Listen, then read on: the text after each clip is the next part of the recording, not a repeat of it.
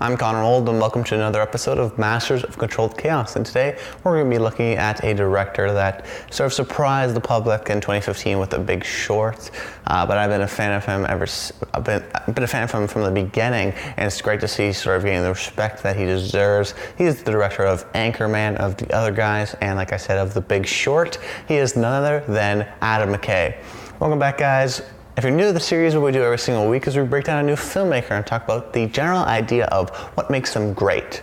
And we also look at what I consider their best movie, my favorite movie of theirs, and then an underrated one of theirs. Sometimes they overlap, sometimes they don't. It all depends. And I decided to do Adam McKay because I'm actually filming a couple of these ahead because of moving, so I have to do that transition period and won't have time to do some filming. So I'm not sure which one's going to be coming up first, but I decided to do Adam McKay because I was thinking like, oh, I want to do some more comedy directors. I haven't done too many comedy directors. But then I was thinking like, okay, well, maybe I should go back and do like Charlie Chaplin, Buster Keaton, or even someone like Mel Brooks. I want to do Mel Brooks. I might be able to get him in, but I decided, okay, maybe not. So I went with Adam McKay, and that's just because I've seen all of his movies. I wanted to make sure I've seen all Mel Brooks movies before I review it. Same thing with Chaplin or Buster Keaton. At least, they're famous ones, the big ones. But I've seen all of Adam McKay's movies, and I've seen all of Adam McKay's movies multiple times. As a matter of fact, I think he's a fantastic director. And I know his career is still going on, but there's some of these guys like Adam McKay, like Spike Jonze, which will be coming up, or actually might already be out. But guys like that, where their careers I don't think are over by any means, but I'm so passionate about them and the movies they make, and how I think they're already just great directors, and they've already created a legacy, especially someone like Adam McKay, who's created definitely a comedy legacy, especially with his most frequent collaborator, Will Ferrell, but he's definitely created that legacy already, so why not do him? And maybe his next project, Dick Cheney, with Amy Adams, I believe, is in it. It's like, that very well could be my favorite Adam McKay movie. I mean, that sounds awesome to me, but I'm gonna not wait forever to do that. I want to do directors that I like now, that are able to, really pique my interest now. And I decided to do Adam McKay because, I was covering the Oscars.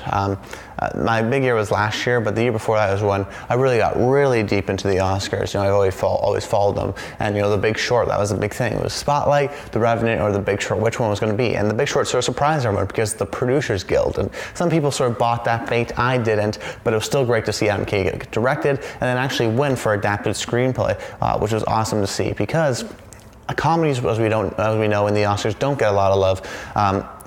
For most part, Anchorman is sort of considered a comedy classic, or just a classic movie, a modern day classic, and it has like a 66% on Rotten Tomatoes. Like, even the really funny movies don't necessarily get the love that they deserve, which is unfortunate, but still, they get their deserved love sort of throughout the decades, throughout the years, just make sure my mic's there. And he's made these great comedies that don't get represented by the Oscars, but great to see a talent like Adam McKay, who is a talent, really focus on that. And that's one thing I wanted to point out, that I think of the idea of what makes him great, is because Adam McKay is able to create sort of an interesting, unique comedy. This sort of starts with Judd Apatow, but even before this with Adam McKay, and this has been around for a while. I talked about Rob Reiner and his ability with his Spinal Tap to create that mockumentary sort of improv style, and that was the 80s, but this is sort of the modern day comedy with sort of the SNL stars, where a lot of it is improv. So you don't know, it's hard to say, because he is a frequent collaborator writer with Will Ferrell, so it's hard to say how much of it is what they're writing and how much of it is just improv on the set. You never really know. So that's why when I really respect Adam McKay is being able to create that incredible just structure of the movie. He's finding the core of the movie, the real heart of the movie, and then being able to have that structure. So it goes through the sort of story beats and then has the improv moments, because sometimes with improv and comedy, it can totally derail, and especially for a lot of sort of TV stars and stuff like that, like if they come on set and they do they're like a B tier, not a B tier, like a D tier or whatever, sort of like a guest star here and there on TV shows, they could be really funny and have some funny moments, but overall, if it doesn't contribute to the the story, they're not going to be put in the episode. They're going to get cut out. So that's why it's really key to have your funny moments, but to make sure that there's setups and payoffs that maybe come off later into the movie. Of course, there's going to be funny moments because it's a comedy, but there's got to be a story to follow along and sort of a through line, and then have even some setup and payoffs and having that great structure. And I think Adam McKay, at the very least, is a great structural director. And then another reason I want to point out is that he has great comedies repeatedly. I mean, I think like all of his movies are great. I mean, Step Brothers is great, Talladega Nights is great, Other Guys is great, both Anchormans are great. Big Short is great. It's like he really did a great job at just, and that's something that's hard to do, especially with comedies. Even someone like Mel Brooks had a sort of period of, Young Frankenstein, Blazing Saddles, which is the same year, and then he sort of, maybe you could consider Robin Hood Men in Tights in '93, but really that's '74 until like '76 with like the silent movie, or '77 with High Anxiety, where you can even say The Producers in '67, but that was based on a play. And so really, every sort of comedic person or comedic director has this sort of pocket, and we don't know where his pocket is ending. It seems like Adam McKay's career is trajectorying more into political. Other guys had a little bit of political stuff into it. Anchorman has this sort of poking fun at the journalism, which is sort of like a satire, political, that can sort of mix in together. But then Big Short's definitely a funny movie, but it can at points be a very grim movie, more of a serious movie. That's why I think the Oscars maybe like that more and sort of respond to that more. And then Dick Cheney, this next movie, it's definitely going to be a very political movie. He's sort of a political guy anyways. He talks about Trump and whatnot, but who doesn't talk about Trump these days? And it's just, so I think his career is definitely going maybe a little straying away from that sort of goofy silliness that he's known for, and more to maybe a little more serious, more highbrow comedy, as they like to say. But I think just more political, more satire-esque. So his career is definitely not done. I forgot the point I'm trying to make. But I just think that's one thing. Yeah, he's just the silliness. And we talk about the title of this series, which is Masters of Controlled Chaos, which is sort of a mouthful or sort of a confusing thing. But if you think about it, Adam McKay really is a master of controlled chaos. He can take all these improv and all this footage and then take it down into the editing room and make sure it's a cohesive story, but also make sure he has such an understanding of that story. I think that helps because he is, of course, the writer of a lot of his movies, but that helps just to keep him create that sort of large structure of the movie. And another thing is they're just really rewatchable. That's probably the third point I want to make, is that you can see these movies over and over again and they really grow on you. Something like Step Brothers, which you see it for the first time, it's like, oh, that's sort of like a dumb, stupid comedy. That's the initial expectations. But then you watch it over again and you're like, these are just really funny, solid jokes. And Joey Diaz, one of my favorite comedians, always talks about this. It's like, there's not such thing as highbrow comedy. I only like this type of comedy. It has to be smart comedy. It's like, no, you don't have to have that. If it makes you laugh, then it's comedy. It's good comedy if it makes you laugh. That's sort of the basis. And these movies are definitely silly. They're definitely wacky. I mean, that's why I like the Anchorman, even more Anchorman 2. I mean, where it's like Step Brothers is just a movie about 40-year-old guys who still live in their parents' basements, and then they get together and build a friendship. And it's stupid, but that's not a disservice to the movie. It's silly, it's wacky, it's zany, but it's far from stupid, because it's stupid in terms of the comedy, in terms of it's like lowbrow, you can say, all these sort of genre conventions that you could put Adam McKay's movies into. But I think showing with The Big Short, that was not a one-off. You can see that he can make these quote-unquote stupid movies really funny and really just interesting, and still have the great filmmaking beats. I was a big fan of him, and actually when I saw the essay, how Adam McKay makes smart, dumb comedies, from Patrick H. Williams, a great video essayist. Check out his channel. I remember seeing that and being like, oh, finally someone understands, because even before that, you have to believe me, I mean, I was a big fan of Adam McKay, and just understanding, like, this guy, aside from The Big Short, is a great director. You can't just make one comedy and then be like, oh, okay, whatever, you made one good comedy, that's your claim to fame or whatever. But if you can make sort of like consistent, just great comedies one after another, finding the right talent, creating the right stories, making funny scenarios, really having a hone on cultural.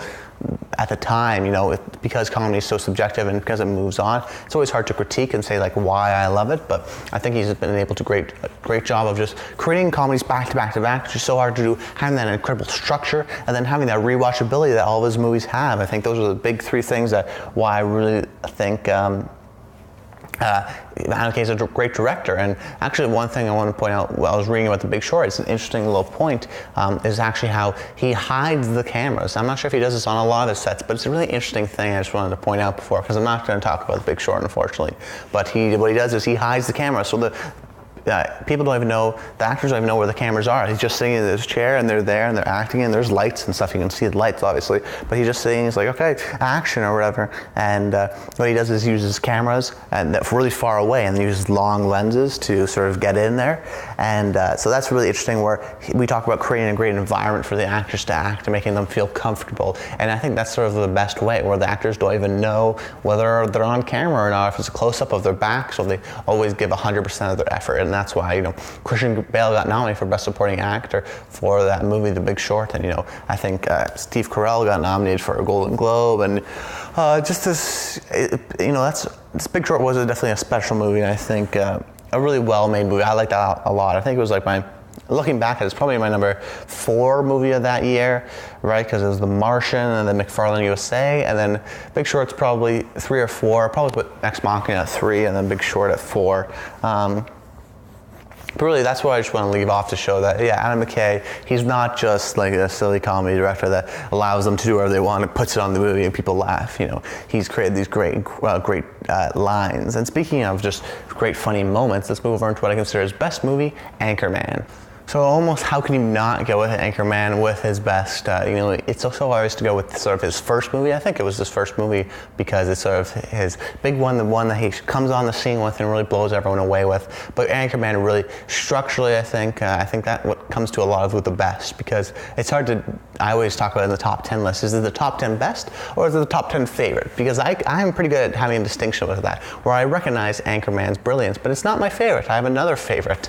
But Anchorman is just crazy because it's the first introduction of the zaniness and the interesting characters, and I love how Will Ferrell and Adam McKay wrote the screenplay and how they created these characters, how they're so different from each other.